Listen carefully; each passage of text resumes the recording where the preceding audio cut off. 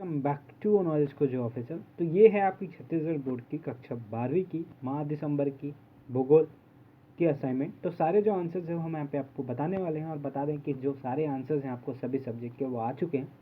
तो आप वीडियोस में जाके चेक करिएगा, वहाँ पे आपको सारी चीज़ें मिल जाएंगी। और अभी तक आपने चैनल सब्सक्राइब ना करा हो तो सब्सक्राइब जरूर कर लीजिएगा, क्योंकि आने वाले बोर्ड एग्ज़ाम के लिए आपकी प्रिपरेशन यहाँ इस चैनल में होने वाली है एकदम बिल्कुल फ्री में। मॉडल पेपर, सारी चीज़ें, इंपॉर्टेंट क्वेश्चन, सारी चीज़ें आपको मिलेंगी। और अभी तक व्हाट्सएप ग्रुप में नहीं जुड़ा हो तो डिस्क्रिप्शन या कमेंट बॉक्स में आपको लिंक मिल जाएगा, वहाँ जाकर जुड़ जाओ ताकि सारी जो PDF है वहाँ पे आपको फ्री ऑफ कॉस्ट मिल सके। तो अब चलते हैं आगे, जहाँ पे पहला क्वेश्चन है, भारत में भू संसाधनों की विभिन्न प्रकार की पर्यावरणिक समस्याएं कौन सी थी, उनके निदान कैसे किए जाए। तो जो है, भारत में भू संसाधनों का निम्नीकरण एक गंभीर समस्या है जो कृषि विकास की दोषपूर्ण नीतियों के कारण उत्पन्न हुई है।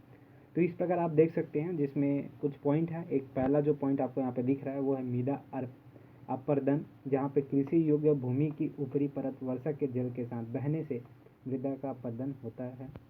दूसरा है भूमि की गुणवत्ता में कमी।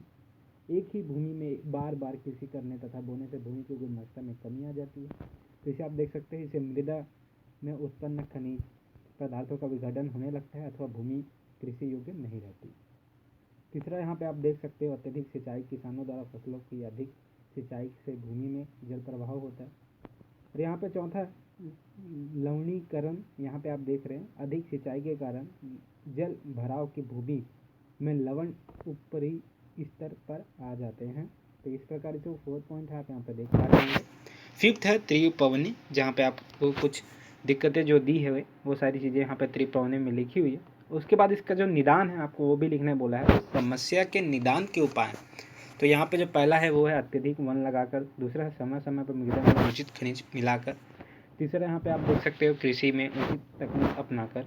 तो इस प्रकार जो आंसर्स है पहला का वो कंप्लीट होता है। अब चलते हैं प्रश्न 2 में, जहाँ पे आपको पूछा गया चावल उत्पादन के लिए आवश्यक भौगोलिक दशाओं का वर्णन कीजिए। तो पहला जो है भौगोलिक वो है तापमान। तो यह एक खरीफ फसल है जिसमें उच्च तापमान तथा अधिक नमी की आवश्यकता होती है। तो इस प्रकार जो इसका आंसर है उसे आप लिख लीजिएगा। दूसरा है वर्षा चावल को अत्यधिक वर्षा की आवश्यकता होती है। तो यहाँ पे इसका जो दूसरा पॉइंट है उसे भी आप अच्छे से लिख लीजिएगा। उसके बाद तीसरा जो है वो है मृदा चावल। तो यहाँ पे मृदा चावल को भी विभिन्न मृदाओं में उगाया जा सकता है, जैसे कि आप देख सकते हैं यहाँ पे सिल्ट, दुमक आदि, परंतु। और चौथा है उत्पादन के क्षेत्र। तो उत्पादन के क्षेत्र में आप देख सकते हैं चावल भारत के लगभग सभी राज्यों में उगाया जाता है, परंतु अधिकतर यह नदी, घाटी और डेल्टाई प्रदेशों या तटीय मैदानों में उगाया जाता है। इस प्रकार जो आंसर है इसके, वो जो दूसरा का आंसर है वो भी इस प्रकार कंप्लीट होता है। अब चलते हैं तीसरे में, जहाँ पे पूछा गया जल समय प्रबंधन क्या है, क्या यह सतह पोषणी विकास में एक महत्वपूर्ण भूमिका अदा कर सकता है। तो यहाँ पे आप देख सकते हो जल संभर प्रबंधन क्या है। तो जल संभर प्रबंधन से तात्पर्य मुख्य रूप से धरातल और भौम जल संसाधनों के दक्ष प्रबंधन से है। इसके अंतर्गत बहते जल को रोकना और विभिन्न विधियों जैसे अंतःसवर्ण, तालाब, पुनः कुओं आदि के द्वारा भूम जल का संरक्षण। तो इस प्रकार इसके आंसर से आप इसे लिखिएगा। उसके बाद और है, वो थोड़ा आंसर थोड़ा बड़ा आपको मिलने वाला है। तो जल संबंध प्रबंधन सतह पोषणी विकास की एक महत्वपूर्ण भूमिका अदा करता है। इसका मुख्य उद्देश्य प्राकृतिक संसाधनों और समाज के बीच संतुलन बना लाना है। तो इस प्रकार जो इसका आंसर है आप यहाँ पर देख पा रहे हैं, तो आप इसे अच्छे से देखिएगा। और यहाँ पर आपको इसके अतिरिक्त आपको हरियाली केंद्र सरकार द्वारा चलाई गई जल संभर विकास परियोजना है। इस परियोजना का उद्देश्य ग्रामीण लोगों को पीने के, तो यहाँ पर जो उदाहरण सहित आपको सारी चीज़ें जो हैं वो बता दी गई हैं, तो आप इसे अच्छे से लिख लीजिएगा। आगे चलते हैं प्रश्न 4 में, जहाँ पे आपको पूछा गया है भारत में जल विद्युत का एक निबंध लिखिएगा। तो जल विद्युत पर एक निबंध लिखना है। तो यहाँ पे आप देख सकते हैं, भारत दुनिया की पन बिजली का 7वां बड़ा उत्पादक है।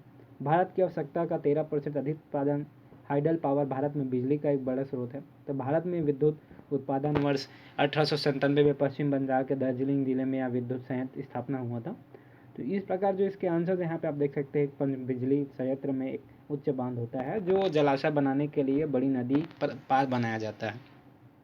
तो इसके निबंध आपको इस प्रकार यहाँ पर देखने को मिलेंगे, तो आप अच्छे से इसे लिखिएगा। और होप करता हूँ जो वीडियो है आपको पसंद आ रही होगी। पसंद आ रही हो तो चैनल सब्सक्राइब जरूर कर लेना, बेल आइकन प्रेस जरूर कर लेना, ताकि हर एक वीडियो की जो अपडेट है आपको टाइम टू टाइम मिलती रहे। तो वहाँ पे आप देख सकते हैं, देर से भारत में जल विद्युत की बहुत धीमी रही है। 2018 के अंत में स्थापित पनबल्ली क्षमता 45,000 मेगावाट के आसपास थी, जो कि केवल 1% की वार्षिक वृद्धि थी, जो 2009 के बाद सबसे कम है।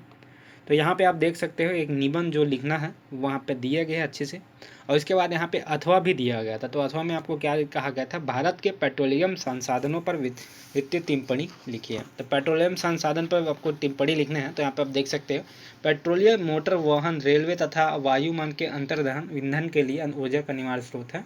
तो यहाँ पे अथवा दिया है, मतलब आपको कोई एक लिखना था, दोनों नहीं लिखना था। तो आप अच्छे से लिख लीजिएगा, कोई एक ही लिख लीजिएगा ताकि आपको अच्छे से मार्क्स मिल सके। और आपको अथवा दिया गया है लेकिन इसलिए हमने आंसर दिया है, लेकिन लिखना आपको सिर्फ एक ही है। तो इस प्रकार जो सारे आंसर्स हैं वो कंप्लीट होते हैं। होप करता हूँ जो वीडियो पसंद आएगी तो चैनल सब्सक्राइब करके बेल आइकन जरूर प्रेस कीजिए।